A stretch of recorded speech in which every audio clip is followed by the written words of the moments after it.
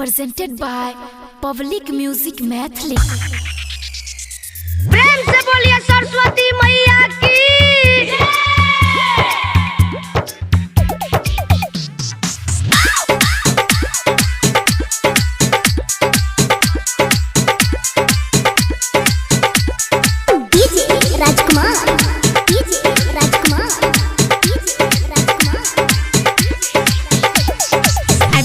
सरस्वती पूजा सुना पिया हो, पूजा के सामान खरीदे जेबै के ना हो।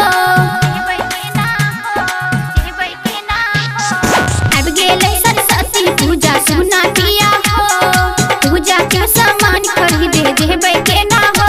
आहो कोनो उपाय करके हे घरे भेजा रुपैया हो। चिंता नहीं तू करिहा रानी, जइहा तू दुकान पे, गूगल पे पर भेज दे बादाम हम सामान के। चिंता नहीं तू करिहा रानी, जइहा तू दुकान पे, गूगल पे पर भेज दे बादाम हम सामान के। गूगल पे पर भेज दे बादाम हम सामान के। प्रेम से बोलिए सरस्वती मैया की।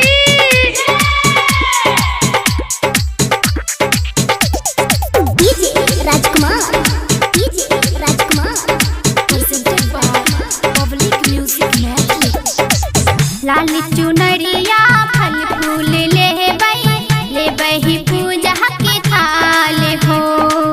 जइहा बाजारे जे मन होता ले लिहा सभे सामान हे, ले लिहा सभे सामान हे। लाली चुनरिया फल फूल लेबै ही पूजा के थाल हो।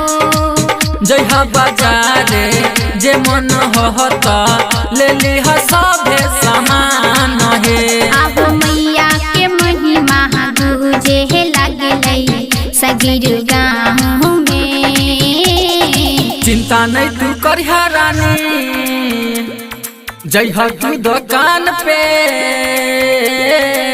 गूगल पे पर भेज दे बादाम हम सामान के। चिंता नहीं तू करिहा रानी, जइहा तू दुकान पे, गूगल पे पर भेज दे बादाम हम सामान के। गूगल पे पर भेज दे बादाम हम सामान के। प्रेम से बोलिए सरस्वती मैया की।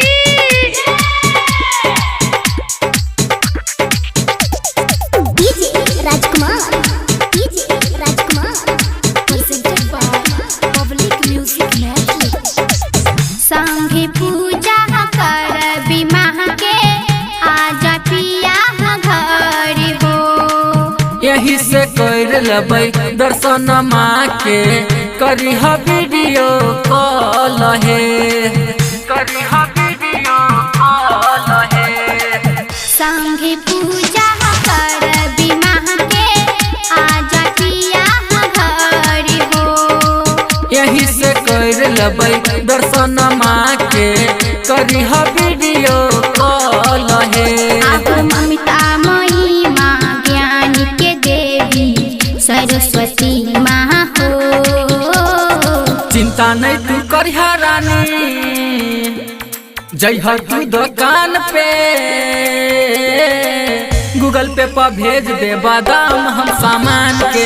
चिंता नहीं तू करिहा रानी, जइहा तू दुकान पे, गूगल पे पर भेज दे बादाम हम सामान के।